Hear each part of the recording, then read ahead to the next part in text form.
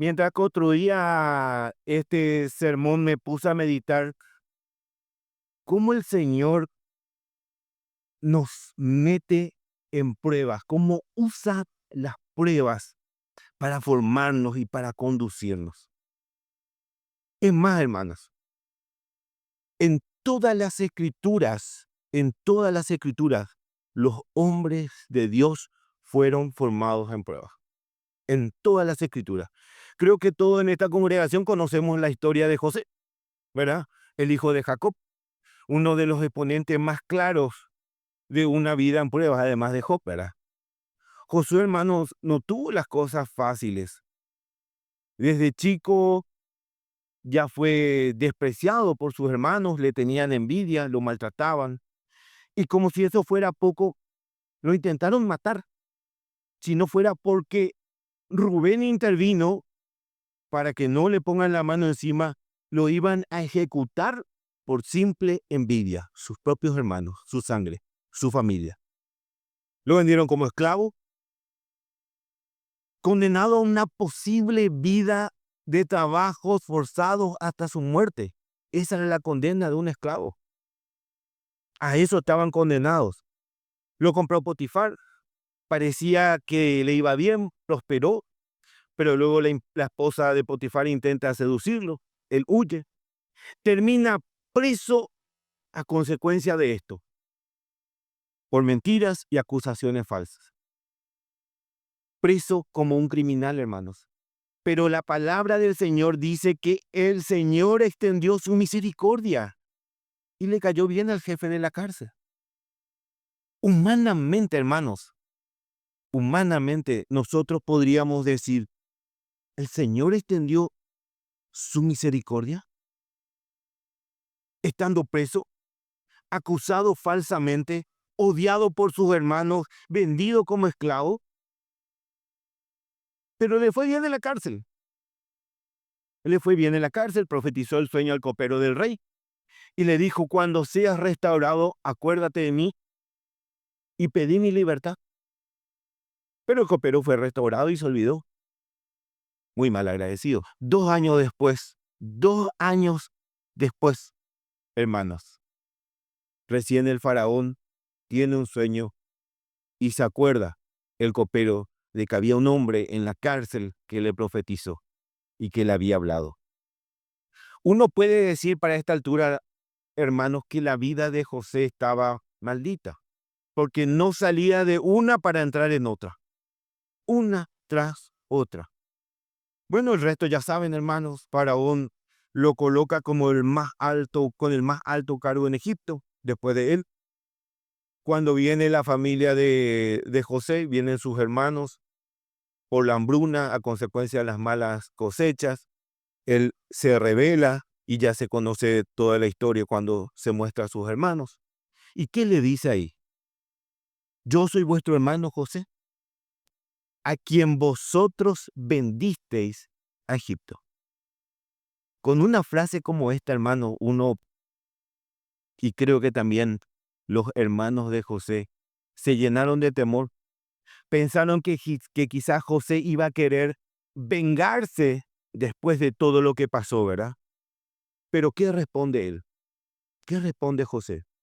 Ahora pues, no fuisteis vosotros los que me enviasteis aquí, sino Dios. Sino Dios. Él me ha puesto por padre de Faraón y señor de toda su casa y gobernador sobre toda la tierra de Egipto. Después de todo lo que aconteció en la vida de José, tantas penurias, tanto desprecio, tanto odio, la esclavitud, la injuria, la cárcel, la ingratitud. Uno podría decir que José se podía convertir en un resentido, amargado y en un déspota que iba a pasar venganza. Pero no. José reconoció, hermanos, que todo esto debía pasar. ¿Para qué? Para primero sacar a su familia de la hambruna, pero por sobre todo para que la mano de Dios, que estaba siempre sobre él, desarrolle ese plan perfecto que tenía para él. Pero hoy, hermanos, no vamos a hablar de José ni de sus pruebas. Sí, vamos a hablar de las pruebas y vamos a hablar de cómo Dios las envía y cómo Dios a través de las pruebas nos perfecciona. Esto es solamente un ejemplo de cómo Dios nos introduce en diferentes pruebas para que el plan se cumpla. A lo largo de todas las escrituras, hermanos, los hijos de Dios fueron formados en pruebas. Y eso no cambió hasta el día de hoy. En el texto que hoy vamos a ver, Jesús también preparó el corazón de sus discípulos a través de las dificultades. El pasaje que hoy vamos a examinar nos habla de una tormenta que parece devastadora, con los discípulos batallando contra las olas, pero que al final, hermanos, posee una gran enseñanza que permite ver a estos navegantes dentro de esa barca a Jesús de una manera diferente. Acompáñeme al Evangelio de Juan, versículo 16, capítulo 6, versículo 16 al 21. 6, 16 al 21. Al atardecer, sus discípulos descendieron al mar. Estoy leyendo la versión de las Américas. Sus discípulos descendieron al mar y, subiendo a una barca, se dirigían al otro lado del mar, hacia Capernaum. Ya había oscurecido y Jesús todavía no había venido a ellos, y el mar estaba agitado porque soplaba un fuerte viento. Cuando habían remado unos 25 o 30 estadios, vieron a Jesús caminando sobre el mar y acercándose a la barca, y se asustaron. Pero él les dijo: soy yo, no temáis. Entonces ellos querían recibirlo en la barca, e inmediatamente la barca llegó a tierra, a donde iba. Amén. Este es un pasaje más que conocido, hermanos, dentro del mundo cristiano, y es narrado destacando distintas aristas por los tres evangelios. Los tres evangelios relatan este pasaje. El único evangelio que no lo relata es el evangelio de Lucas. Cuando cada uno de estos evangelios, hermanos, destaca algo diferente. Creo que el pasaje que más todos conocemos es el de Mateo, donde Pedro pide a Jesús ir caminando hacia él en medio del agua, pero luego él se hunde por falta de fe, dice el evangelio de Mateo. Ahora, veamos el contexto de esta historia. ¿Qué estaba pasando solo unas horas antes de esta agitada tormenta? ¿Qué estaba aconteciendo? Bueno, Jesús sube a un monte en una zona apartada. Una multitud le seguía porque veían las señales, dice la palabra del Señor. Y allí, ante más de 5,000 personas, contando solamente los hombres, se habla de unas 25,000 personas, contando mujeres y niños, con solamente 5 panes y 2 peces, alimentó a toda una multitud. Un milagro épico, hermanos, del cual fueron testigos de primera mano estos mismos discípulos que ahora están, están batallando en medio de la tormenta. Solo unas horas antes, ellos fueron los que repartieron los alimentos. Ellos fueron los que sabían de la escasez y de la imposibilidad de alimentar a toda esa multitud. Pero sin embargo, cuanto más repartían, más salía de las canastas. Y luego, tras haberse saciado toda la multitud, hasta que se hartaron, hasta que se saciaron, Jesús manda a sus discípulos a juntar todas las canastas, y dice que trajeron los discípulos 12 canastas llenas. Y nuestro texto de hoy comienza relatando que tras esta gran señal, sus discípulos descendieron al mar, en realidad es un lago, y pretendían llegar a la otra orilla. El texto paralelo de Mateo capítulo 14, versículo 22, nos da más detalles de este pasaje. Vamos a usar mucho los evangelios en paralelo para darle cuerpo a este mensaje. Mateo 14:22 dice que Él ordenó que sus discípulos se vayan en la barca mientras Él despedía a la multitud y subió al monte a orar. Ninguno de los evangelios dice si los discípulos le preguntaron cómo se iba a ir él después, cómo se iban a reencontrar, si iba a ir en otra barca. No lo dicen. Solo dicen que Jesús ordenó y ellos obedecieron. La única alusión que hace el Evangelio de Juan da a entender que el plan era reencontrarse de alguna manera. ¿Cómo? No lo explica. Dice que ya había oscurecido y Jesús todavía no había venido a ellos. ¿Cómo lo haría? No se lo revela. Pero el Evangelio de Marcos dice que hizo que sus discípulos subieran a la barca y fueran delante de él al otro lado, a Betsaida, mientras él despedía a la multitud. Por lo que el plan era reencontrarse del otro lado en Betsaida. Pero en medio de las aguas, hermanos, se levantó una gran oleada que azotaba la barca y, por supuesto, estos pescadores experimentados sabían bien que esta pequeña embarcación podía sucumbir fácilmente ante el ímpetu de las aguas. Qué cambio más abrupto de escenario, ¿verdad? Porque solamente unas pocas horas antes ellos estaban maravillándose en medio de una gran manifestación de Dios. Estaban alimentando a más de 5,000 personas, deleitándose con Jesús. Y ahora, solamente unas pocas horas después, estaban en medio de la oscuridad, en medio del mar, siendo azotados por las olas y peleando por sus vidas. El mar de Galilea, hermanos, se caracteriza por estos cambios abruptos, debido a que hay dos corrientes de aire, una corriente de aire fría, otra corriente de aire caliente, por lo que estas tormentas no eran atípicas. Estas tormentas eran prácticamente rutinarias. Y estos discípulos conocían a la perfección cuántas vidas quizás habían perdido de pescadores en situaciones similares, colegas, compañeros de trabajo que habían sido tragados por las aguas. Por lo que sin duda, hermanos, estos hombres estaban atemorizados. Ahora, no deberían estar atemorizados, porque en realidad esta es la segunda vez que Jesús trató con sus discípulos en medio de una tormenta en el mar de Galilea. La primera tormenta está en Mateo capítulo 8, versículo 24. Jesús estuvo presente con ellos en el bote, y reprendió y calmó la tormenta.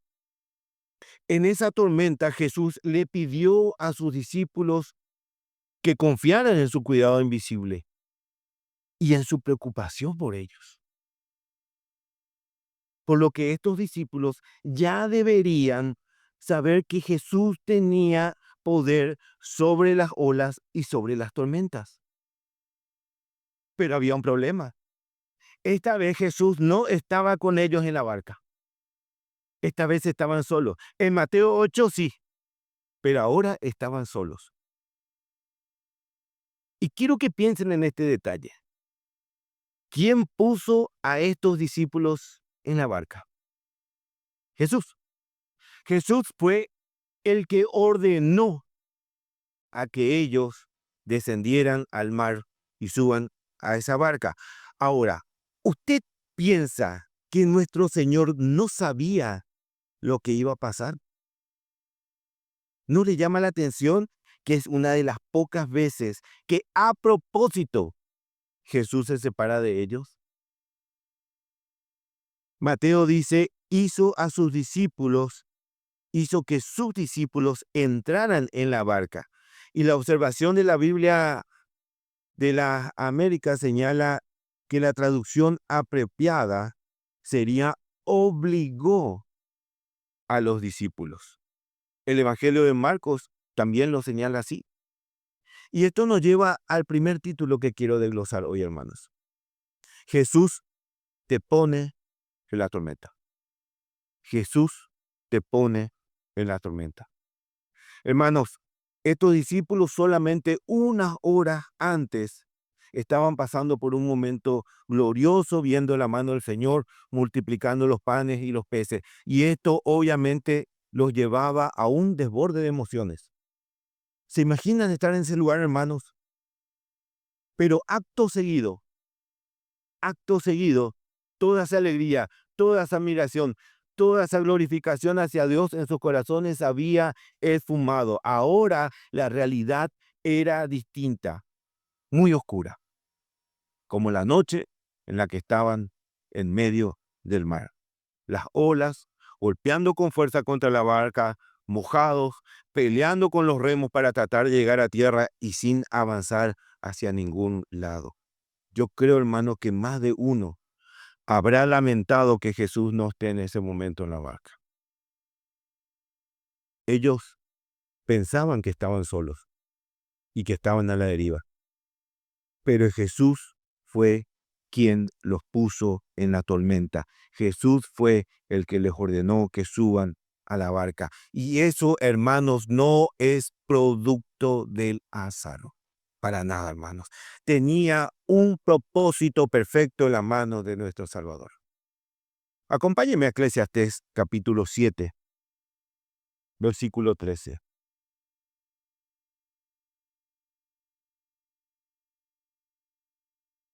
Eclesiastés 7:13 dice, considera la obra de Dios, porque ¿quién puede enderezar lo que Él ha torcido?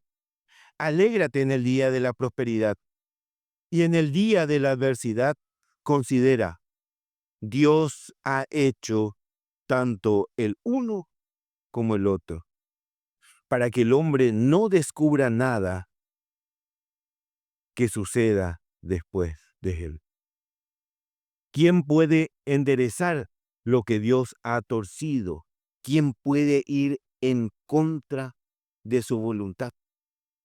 En el día de la prosperidad, alégrate, celebralo. Y en el día de los problemas, en el día de la adversidad, en el día de la prueba, considera, pensá, medita. Date cuenta de que Dios hace tanto el día de la prosperidad como el día de la prueba. Dios es el autor de ambos. Los problemas y las dificultades, los conflictos y las pruebas, hermanos, no vienen del diablo, vienen de Dios. Vienen de Dios.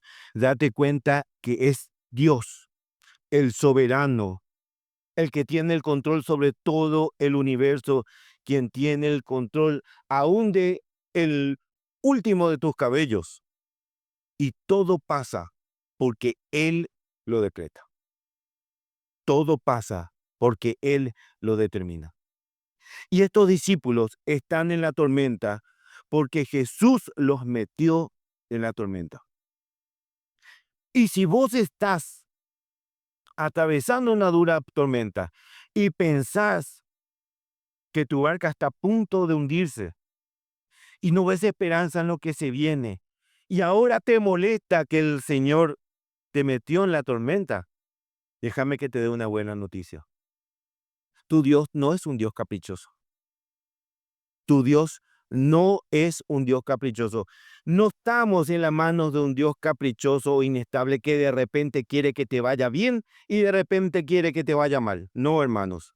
Detrás de cada prueba hay un trato del Señor. Hay un trato del Señor para contigo. Y tu trabajo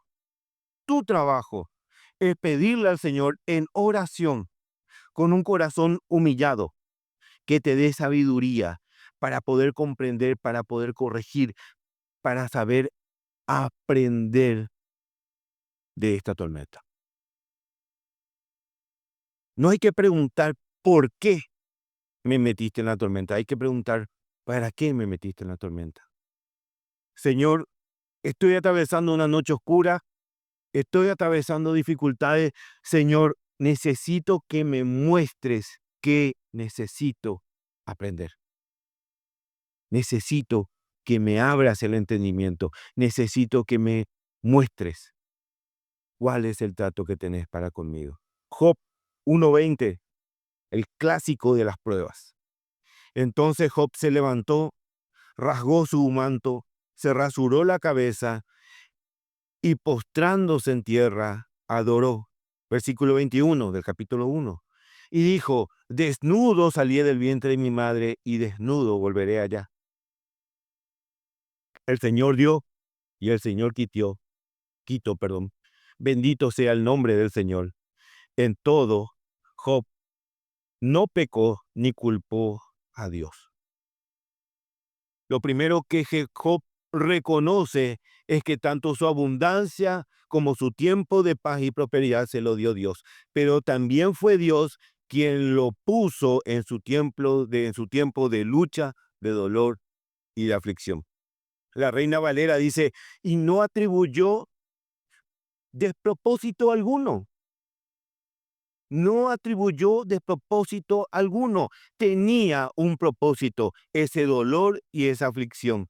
Tenía un propósito en las manos de Dios. Fíjense en el detalle del Evangelio de Marcos, en el capítulo 6, versículo 47. Al anochecer, la barca estaba en medio del mar y él estaba solo en tierra. Y al verlos remar fatigados porque el viento les era contrario, como a la cuarta vigilia de la noche, fue hacia ellos andando sobre el mar.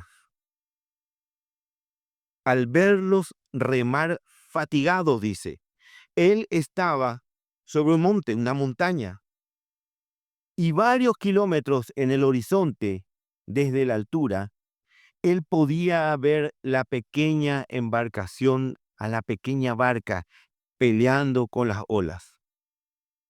Y a la cuarta vigilia, dice, fue hacia ellos. La cuarta vigilia, esto es entre las 3 y las 6 de la mañana. ¿Y cuándo subieron a la barca? Al anochecer, al atardecer, dice Mateo. Ya estaban remando entre 6 y 8 horas. Estaban toda la noche sin poder avanzar. El trayecto que ellos tenían que cruzar es de alrededor de unos 7 kilómetros. 7 kilómetros. Y dice que estaban a unos 4 o 5 kilómetros de la costa. Y no avanzaban. Y no avanzaban. Estaban muy lejos para retornar, pero al mismo tiempo estaban muy lejos para llegar a destino. Me imagino, hermanos, que ya muchos para esta altura, cansados, fatigados, dice el Evangelio de Marcos, habían decidido rendirse. Habían decidido dejarse llevar por las olas. Quizás perdieron toda esperanza. Pero Jesús, hermanos, Jesús estaba mirando. Jesús estaba mirando. El Señor elige el momento y la hora en que va a actuar en medio de la tormenta. El Señor elige el momento y la hora en que va a actuar en medio de la tormenta. ¿Cuántas veces, hermanos, en nuestras oraciones nosotros exigimos respuestas rápidas? ¿Verdad? Queremos respuestas inmediatas de parte de Dios. Señor, ya oré 1 hora y todavía no tengo respuesta. Parece infantil, pero así somos. Parece infantil, pero así somos. Señor, 1 año estamos haciendo ayuno por un pastor. Señor, Hapei. Señor, 2 años que estamos pidiendo que suba alguien que sepa predicar y todavía está el hermano Hernán. Hapei. Pero las respuestas del Señor tienen su tiempo. Es más, si desde el cielo hay solo un rotundo silencio, hermanos, esa ya es una respuesta. Esa ya es una respuesta. Eso también es algo que nosotros tenemos que aprender. Si hay alguien que tiene mayor sabiduría que nosotros, es nuestro Creador. Y si vos pensás que necesitas una respuesta de manera específica, déjame decirte que Dios sabe qué tipo de respuesta es la respuesta perfecta que vos necesitas. Y te la va a dar en el momento y a la hora que Él lo determine. Mientras tanto, seguirás remando en la tormenta, porque eso es lo que el Señor quiere. Muchas veces nosotros consideramos el silencio como una falta de respuesta de parte de Dios. Y esto no es así. Tenemos que aprender a decir, Señor, tu silencio es mi mejor respuesta. Tenemos que saber aprender a esperar en el Señor. Aunque el viento parezca contrario, Cristo está ahí, hermanos. Cristo está ahí. Aunque parezca que todo está perdido, Cristo está ahí, hermano. Pero de que Dios responde, responde. Y en este caso, decidió responder cuando estos navegantes, los discípulos, ya no tenían más fuerzas, ya no podían por sus propias fuerzas. No avanzaban, no iban a ningún lado. Las olas golpeaban la barca y ellos estaban en medio del mar y remando, pero no avanzaban. Humanamente, ellos ya no podían más. Toda la noche peleando sin avanzar. Y cuando los discípulos ya no daban más, Jesús trae la salida. Jesús trae la salida. Yo me pongo a pensar, ¿qué hubiera pasado si apenas empezaba el mar a soplar, clamaban a Dios y pedían la intervención del Señor? ¿Qué hubiera pasado? ¿Qué hubiera pasado si a pocos kilómetros sentían que el agua se embravecía y clamaban al Señor? Pero ellos intentaron llegar a destino, hermanos, por sus propias fuerzas, con fuerzas humanas, y no fueron suficientes. Las fuerzas humanas no fueron suficientes. Y déjenme decirles, hermanos, que cuando Dios te pone en la tormenta, las fuerzas humanas nunca van a ser suficientes. Jamás. Olvídate de eso. Podés probar con tus fuerzas y remar todo lo que podés. O podés entregarte al Señor y clamar por su auxilio. Vamos avanzando hacia el segundo título, hermanos, de este sermón. Y vamos a encontrar un detalle en el Evangelio de Marcos que hasta parece cómico. El Evangelio de Marcos dice que como a la cuarta vigilia de la noche fue hacia ellos andando sobre el mar y quería pasarles de largo. Quería pasarles de largo. Yo leo esto y es como que me imagino que en el medio de las olas destrozando tanto la barca como el ánimo de los discípulos, y pasa Jesús caminando al lado. Le saluda a los muchachos. ¿Qué tal? ¿Todo bien? Como si nada pasara. Es como que Jesús estaría diciendo de manera irónica, parece que está muy bien porque hasta ahora nadie me llamó. Parece que está muy bien. Están solitos, está muy bien, parece. Quería pasarle de largo, dice. Pero no solo eso. Dice este mismo pasaje en Marcos, y también lo resalta Juan y Mateo, que en un primer momento se asustaron, dice. Pensaron que era un fantasma. Marcos 6:49. Pero cuando ellos le vieron andando sobre el mar, pensaron que era un fantasma y se pusieron a gritar porque todos le vieron y se turbaron. Se pusieron a gritar, dice el Evangelio de Marcos. Y déjenme decirles que aunque las escrituras no lo describen, dudo mucho que esos gritos hayan sido muy masculinos, ¿verdad? Hubiera sido muy bochornoso que Marcos deje plasmado, asentado en el capítulo 6, que se pusieron a gritar como señorita. Pero ya a esta altura, la espiritualidad y la doctrina de estos discípulos se fue por la borda. Estamos al borde de la muerte. Estamos luchando por nuestras vidas. Y como si esto no fuera suficiente, se nos aparece esta figura caminando en medio del mar, en medio de la oscuridad, en medio de las olas. Dígame que usted tampoco nos asustaría, ¿verdad? Todos nos asustaríamos. Lo que sí, para esta altura, si los discípulos estaban remando con toda su fuerza, yo creo que cuando vieron a Jesús así y pensaron que era un fantasma, yo creo que esos remos se convirtieron en un motor fuera de borda de 3000 HP por ahí. Yo seguro que no sé si le habrán tenido más miedo para esta altura a la tormenta o al fantasma. Parecía que la situación ya era desesperante y aparece esta figura andando en medio del mar en la oscuridad. Era como descender un escalón más al abismo, a la desesperación.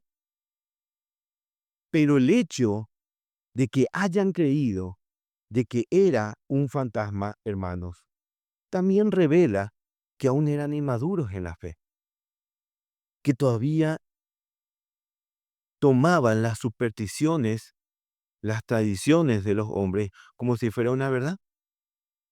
De paso, hermanos, les aclaro, señor, señora, hermano, hermana, los fantasmas no existen. Los fantasmas no existen. No tenemos espíritus de muertos caminando entre nosotros. Eso es fruto de una creencia popular, hermanos. Ahora, lo que sí existen son los demonios. Entes espirituales, ángeles caídos que pretenden arrastrar su alma al mismísimo infierno para que pase su eternidad en permanente agonía y desesperación. Ellos rondan el mundo buscando a quien devorar. Pero los fantasmas no existen, no se preocupen. Si quiere tenerle miedo a algo, hermanos, téngale miedo a los demonios. Pero por sobre todo, tenga su confianza en el único que puede vencerlos, en nuestro Señor. Amén.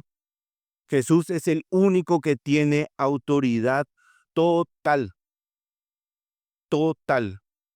Los demonios se le sujeta. El diablo se le sujeta. La creación se le sujeta a nuestro Señor. Y eso nos lleva al siguiente punto a desglosar. Jesús es el que tiene poder y autoridad en la tormenta. Jesús es el que tiene poder en la tormenta. Juan, en el versículo 6, nos dice, perdón, nos dice, soy yo, no tengan miedo, no soy un fantasma, pero tampoco dice,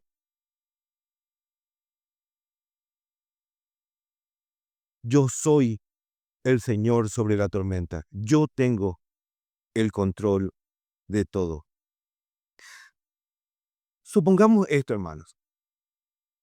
Supongamos que estamos en medio de una batalla, estamos perdiendo la batalla, tenemos al enemigo enfrente y desde el cuartel general nos prometen que nos van a enviar refuerzos.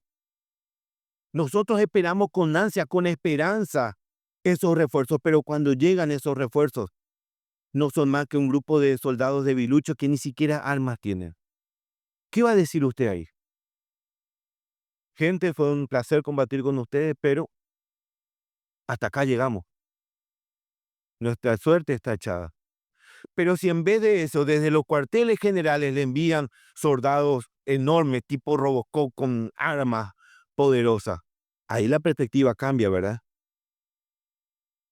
Bueno, ¿qué hubiera pasado si Jesús viene junto a ellos, pero no tiene el poder y la autoridad sobre la tormenta? ¿De qué serviría que Jesús esté llegando junto a ellos, pero no hace nada? No hace más nada que cargar más peso a la barca. ¿De qué serviría? Qué bueno, Jesús está con nosotros, pero no tiene poder para hacer nada.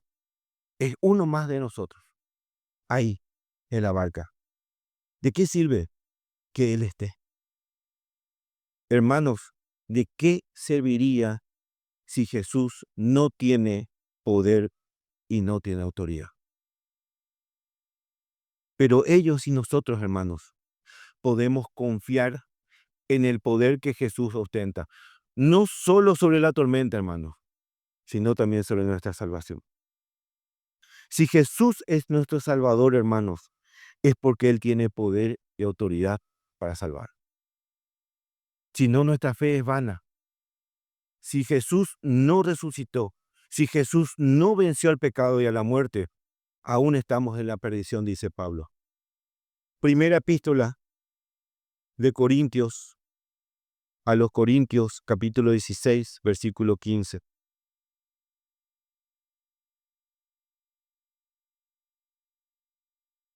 Pues si los muertos no resucitan, entonces ni siquiera Cristo ha resucitado. Y si Cristo no ha resucitado, vana es nuestra fe es falsa.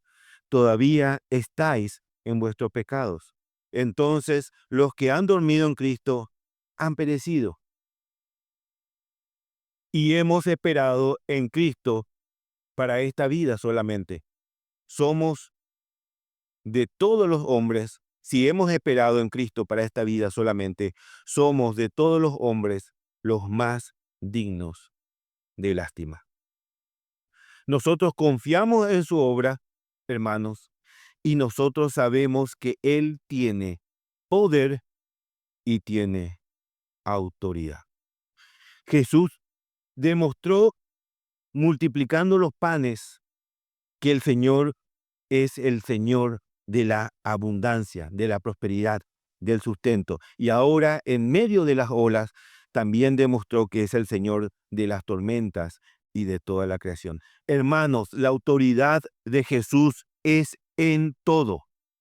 Y esa es también nuestra confianza, porque sabemos que Jesús nos mete en la tormenta y ahora sabemos que Jesús tiene control sobre la tormenta. Jesús tiene control sobre esa tormenta. No es que Jesús te tire al barranco y ahí vamos a ver cómo te va, mi amigo. Que Él no sabe cómo vas a caer, que Él no sabe dónde vas a caer. No, hermanos. Otra cosa es cuando el Rey de Reyes y el Señor de Señores te mete en la tormenta. Es Él quien decreta la tormenta, pero es Él que también tiene control para calmarla. Entonces, hermanos, en medio de la tormenta, ¿en quién vas a confiar? ¿En quién vas a confiar? ¿Vas a confiar en tus propias fuerzas? ¿O vas a clamar al Señor de la tormenta para que te saque de la tormenta? Y ese es justamente el tercer y último enunciado de hoy. Jesús te saca de la tormenta. Jesús te saca de la tormenta. Yo soy, no temas, no teman, dijo Jesús. No teman por la tormenta y no teman porque no soy un fantasma. ¿Se imaginan el alivio, hermanos? Ya no era el terror lo que les invadía. Ahora pasaron a alegrarse, a regocijarse. Se alegraron. Y el Evangelio de Mateo dice, el viento se calmó.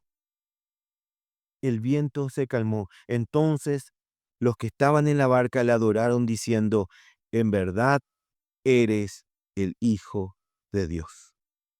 El viento se calmó. Jesús mostrando su control sobre la tormenta y sacándolos de la tormenta. Pero fíjense en este detalle. Entonces los que estaban en la barca le adoraron diciendo, en verdad eres el Hijo de Dios. Parece que recién ahora ellos reconocen que Jesús es el Hijo de Dios. ¿Acaso no estaban estos mismos discípulos en la tormenta cuando despiertan a Jesús y le claman para que calme las aguas y el viento? ¿No estaban estos cuando Jesús va caminando y Juan el Bautista dice, he aquí el Cordero de Dios? ¿No estaban estos cuando al ascender de las aguas del bautismo desciende el Espíritu Santo como paloma y una voz desde el cielo dice, este es mi Hijo en quien me he complacido?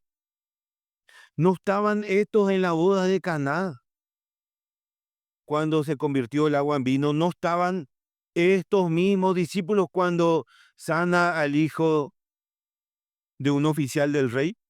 No estaban estos discípulos cuando un paralítico se levanta y toma su lecho. No estaban estos discípulos horas antes cuando se multiplicaron los panes y los peces y ahora recién dicen, en verdad eres el Hijo de Dios. Ahora que sus vidas fueron confrontadas con la muerte, solos en medio de la dura prueba, ¿no fue suficiente todo lo anterior? Y evidentemente no, evidentemente no, porque esta prueba les hizo ver de una manera diferente a Jesús. Fíjense lo que dice el Evangelio de Marcos en el último fragmento. Vamos a leer desde Marcos 6:51. Y subió con ellos a la barca, y el viento se calmó, y ellos estaban asombrados de gran manera. Versículo 52, porque no habían entendido lo de los panes, sino que su mente estaba embotada. Porque no habían entendido lo de los panes, sino que su mente estaba embotada. La traducción literal de esta palabra, de esta frase, mente embotada, es su corazón estaba endurecido. Esa es la traducción literal. Su corazón aún estaba endurecido. Los corazones de este hombre, de estos hombres hermanos, se maravillaban por las señales que veían del Hijo de Dios. Pero ahora Jesús les estaba llevando a una prueba, estaba tratando con ellos y ellos estaban aprendiendo a depender y a descansar en Jesús. Porque solo en Él, hermanos, podemos confiar. Solo en Jesús podemos confiar. Mire, esta tormenta, hermanos, fue más que necesaria. No fue en vano. No fue en vano. Era necesario que estos discípulos pasen por esta tormenta. Había un trato de Dios para ellos en medio de las olas. Y así también, hermanos, cuando nosotros nos encontramos en medio de las olas, de las dificultades, debemos recordar que fue Él el que nos puso en la tormenta. Y Él tiene un propósito, que Él tiene autoridad en la tormenta. Y eso significa, hermanos, que no estamos solos, que Él tiene el control. Y que aprendida la prueba, aprendida la lección, Él nos va a sacar de la prueba, de la tormenta. Santiago 1, versículo 2, dice, tened por sumo gozo, hermanos míos, el que os halléis en diversas pruebas, sabiendo que la prueba de vuestra fe produce paciencia, perseverancia, y que vuestra paciencia, perseverancia, tenga su resultado perfecto, para que seáis perfectos y completos y no os falte nada. Cuando habla de que no os falte nada, no está hablando de lo material, está hablando de lo espiritual, está hablando de la santificación. Primera de Pedro, capítulo 1, versículo 6. Primera de Pedro 1:6 dice, en lo cual os regocijáis grandemente, aunque ahora por un poco de tiempo, si es necesario, seáis afligidos en diversas pruebas, para que la prueba de vuestra fe, más preciosa que el oro, que perece, aunque probado por fuego, sea hallada, que resulta en alabanza, gloria y honor en la revelación de Jesucristo, a quien sin haberle visto, le amáis y a quien ahora no veis, pero creéis en él y os regocijáis grandemente con gozo inefable y lleno de gloria. Hermanos, Él nos sacará de la prueba para que nosotros podamos llegar a destino. Él nos va a sacar de la prueba. ¿Y sabe cuál es nuestro destino? El destino de todo creyente, reencontrarnos con Él en la eternidad, en el lugar reservado para sus hijos, en el gran banquete celestial, donde vamos a estar, hermanos, disfrutando de su presencia y de su gloria por la eternidad. Recuerden, hermanos, Jesús nunca lo va a dejar a la deriva en medio de las olas. Siempre, siempre va a llegar a destino. Pero primero, Jesús tiene que estar en la barca de su vida tomando el control. El doctor Julio Benítez, al exponer sobre este mismo pasaje que hoy estamos leyendo, sostiene que esta travesía fue un seminario de fe para los discípulos. Seminario de fe para sus discípulos. ¿Fe en qué? Fe en que Jesús es el Hijo de Dios, en que Jesús es el Señor de la creación, en que Jesús es la roca firme a la que deben acudir todos los creyentes. ¿Es que acaso los discípulos no creían en Jesús? ¿Acaso no fueron los primeros discípulos los que creyeron al testimonio de Juan el Bautista? ¿Acaso Andrés no fue junto a Pedro y le dijo, hemos hallado al Mesías? ¿No fue acaso Felipe el que le dice a Natanael, hemos hallado de quien escribió Moisés en la ley y también los profetas, a Jesús de Nazaret? Claro que sí, hermanos. Ellos creían, no como la multitud que le seguía por las señales. Ellos creían. Ellos creían que era el Hijo de Dios, pero ahora estaban aprendiendo a depender de ese Hijo de Dios. Especialmente, hermanos, porque estos discípulos iban a pasar por grande tribulación, iban a ser dispersos e iban a ser perseguidos por predicar la palabra del Señor, por predicar el Evangelio. Tenían que aprender que iban a venir situaciones difíciles, muy difíciles, pero que el Señor estaba con ellos teniendo el control. Y así fue. Y así fue. Y hoy nosotros, hermanos, podemos y debemos aprender también de esta experiencia que ellos pasaron. En la vida, hermanos, vamos a tener muchas tormentas que sobrellevar.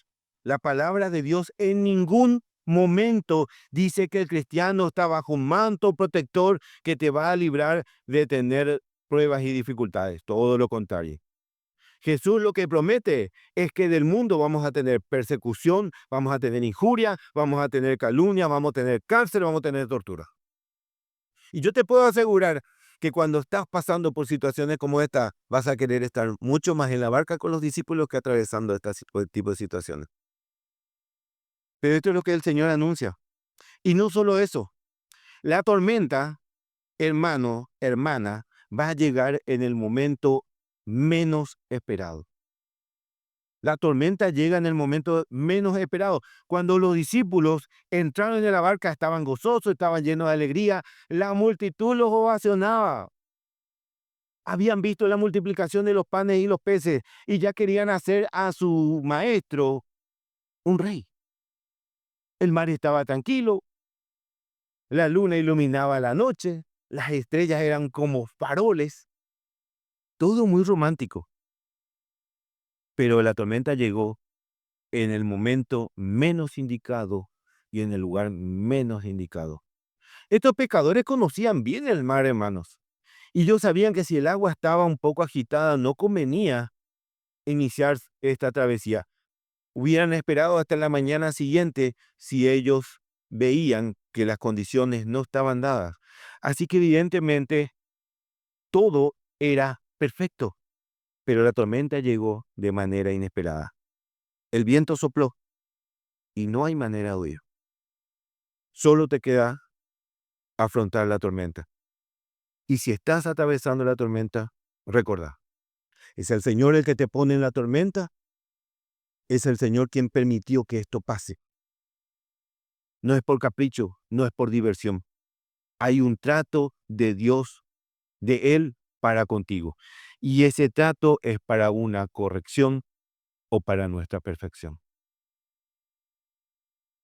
Santiago dijo, tened por sumo gozo, hermanos míos, cuando halléis en diversas pruebas.